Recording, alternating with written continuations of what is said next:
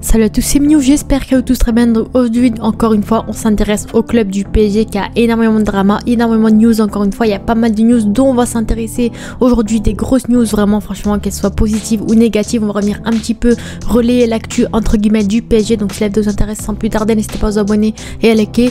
Et sur ce, bonne vidéo à tous.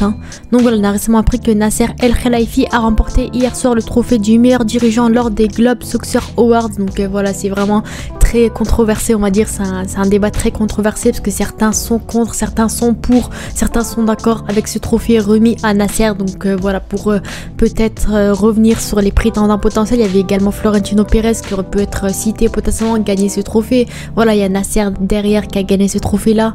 Donc moi je sais pas vraiment ce qui représente ce trophée, mais en tout cas il a été beaucoup trop repris, controversé ce trophée, et personnellement je suis pas vraiment d'accord à 100% avec ce trophée, mais on va pas revenir sur ça tout simplement. Et on s'intéresse maintenant aux news les plus concrètes, comme quoi Xavi Simons il donne la priorité au FC Barcelone pour revenir en prêt. Donc le fameux comeback de Xavi Simons justement au FC Barcelone. Donc le joueur néerlandais aimerait que son prêt du côté catalan soit réglé avant le début de l'Euro. Donc apparemment lui il veut pas revenir au PSG, encore une fois il l'a fait savoir aux dirigeants, et il veut se diriger peut-être vers un nouveau prêt encore une fois. Donc vous savez que maintenant ça va faire 3 ans qu'il voudra aller en prêt. Donc personnellement, de mon humble avis, on va dire, je suis personne pour juger, mais personnellement je pense que ce serait le moment de se lancer à 100% dans un club, soit en transfert, soit revenir au PSG complètement, parce que pour moi franchement, encore une fois, après voilà, ce sera peut-être la 3e année, ça fait déjà beaucoup. C'est un joueur qui commence à se confirmer encore une fois en club. Donc pour moi, c'est le moment de passer à l'étape supérieure. Il a fait un très bon prêt du côté du PSV la saison passée, Leipzig cette saison et potentiellement le Barça la saison prochaine. Donc peut-être ça peut être intéressant. Voilà, beaucoup de la part du Barça. En plus, ils auront un bon coach, Hansi Flick, etc. Donc ça peut être intéressant. Mais pour moi, Xavi Simons, c'est le moment d'aller au PSG. C'est un joueur polyvalent également qui peut être bénéfique également dans le dispositif de Luis Enrique en tant qu'ailier gauche. Mais après, on sait que le PSG veut recruter un autre ailier gauche. On va revenir juste après. Et en tant que milieu offensif, on sait que Luis Enrique ne joue pas vraiment avec un milieu offensif, donc ça peut être compréhensible le fait qu'il veuille pas trop revenir au PSG. Mais en tout cas, pour moi, c'est son moment entre guillemets de se lancer. C'est un joueur confirmé qui doit se lancer et vraiment prendre ses responsabilités dans un grand club. Et pour moi, franchement, un prêt, encore une fois, c'est pas vraiment la chose la plus intéressante, on va dire, pour le PSG notamment. Mais pour lui, ça peut être également intéressant, également pour le Barça. Et voilà, apparemment, on a appris que voilà, ce serait vraiment la grosse news de ce mercato, vraiment la grosse recrue du PSG lors de ce mercato. Apparemment, il sera intéressé par Kvaratskhelia. Donc voilà, pour sans écorcher son nom, on va l'appeler Kvara dans cette vidéo. Mais en tout cas, le PSG apparemment aurait offert 60 millions d'euros pour s'offrir Kvara, le fameux ailier gauche du Naples qui a confirmé la saison passée, qui est vraiment très bon, qui commence à se confirmer d'année en année. En plus, on sait que Naples jouera pas les compétitions européennes la saison prochaine, donc c'est une raison de plus pour Kvara de quitter le Naples. Et apparemment, lui, il sera intéressé par le PSG, mais vous le savez que De Laurentiis, le président de Naples, est vraiment très dur en affaires. Ça va être très compliqué de le convaincre et de s'offrir Kvara pour un très petit prix. Donc apparemment lui il réclame 100 millions d'euros. Donc franchement pour moi c'est un petit peu trop pour Kvara. Après on sait que le football de nos jours il devient de plus en plus cher, c'est de plus en plus compliqué de s'offrir une pépite pour pas très cher. Donc je pense que 100 millions d'euros franchement c'est un peu trop cher, on va pas se le cacher encore une fois. Mais franchement je pense que Kvara ça peut être un joueur essentiel sur le poste d'ailier gauche au PSG. On sait que déjà qu'il y a Barcola, etc. Donc en soi il y aura beaucoup de concurrence. On sait que le PSG c'est un club qui est déterminé à 100% à gagner la Ligue des Champions. Ils ont les moyens qu'il faut, et bien sûr il faut recruter des joueurs comme ça qui ont l'expérience, qui sont confirmés, qui peut être également intéressant tout simplement.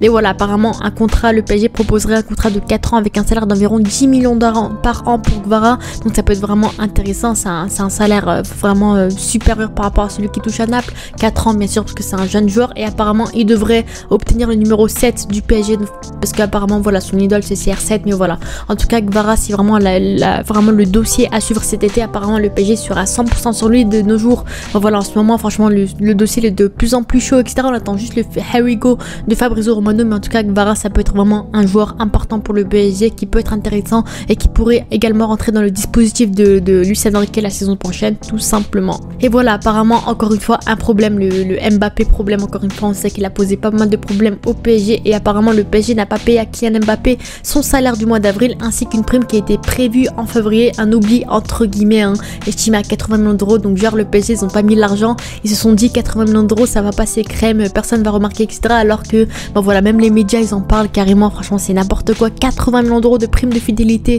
qui n'ont pas été versées à Mbappé en février, et bien sûr son salaire du mois d'avril qui n'a pas été touché encore une fois. Ils en profitent un petit peu trop du fait qu'il soit déjà riche, qu'il soit assez gentil entre guillemets, parce que pour moi franchement c'est n'importe quoi, encore une fois des problèmes, des dramas, alors qu'il a déjà annoncé son départ du PSG. Il y a encore des problèmes comme ça, donc c'est complètement débile, on va pas se le cacher. En plus de ça, Nasser avait proposé énormément de primes à Mbappé, et là il tient pas ses responsabilités, il tient pas sa promesse. Donc pour moi c'est vraiment n'importe quoi, il dégrade son image encore une fois de plus en plus. Donc franchement c'est n'importe quoi. Si c'est vraiment un oubli, ça m'étonnerait quand même, hein, parce que 80 millions d'euros, bah voilà, ça s'oublie pas on va dire. Mais en tout cas pour moi c'est vraiment débile, encore une fois à quelques mois de son départ, pardon, il joue comme ça. Donc franchement c'est débile sur le coup. Mais en tout cas voilà, encore une fois un problème concernant le PSG et Kylian Mbappé. On sait que Mbappé il avait pas vraiment de bonnes tensions, voilà, il n'y avait pas vraiment de bonnes ententes on va dire avec Nasser El Khelaifi. Il y avait beaucoup de tensions, les problèmes qu'on a pu voir, serrer la main, il a pas cité sur son départ, etc. Mais en tout cas franchement encore une fois ce drama ça montre le fait que Mbappé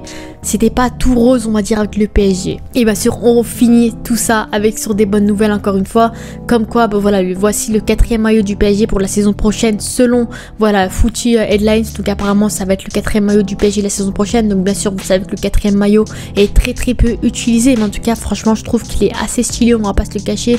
Déjà il y a le maillot, le premier maillot extérieur qui ont été dévoilés, le 3e maillot également, et là bah c'est le 4e maillot en soi.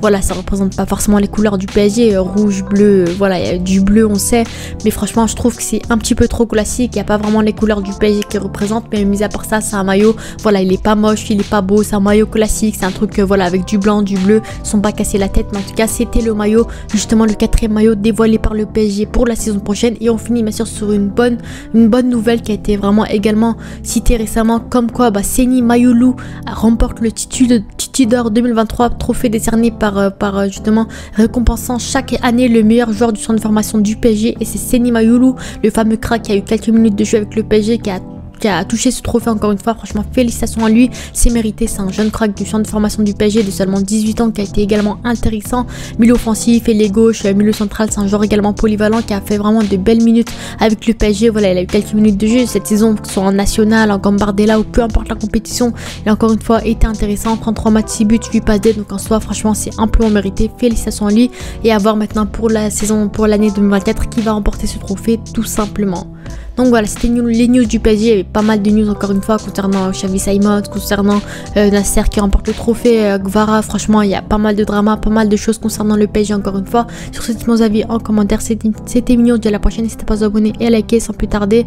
On dit à la prochaine, ciao.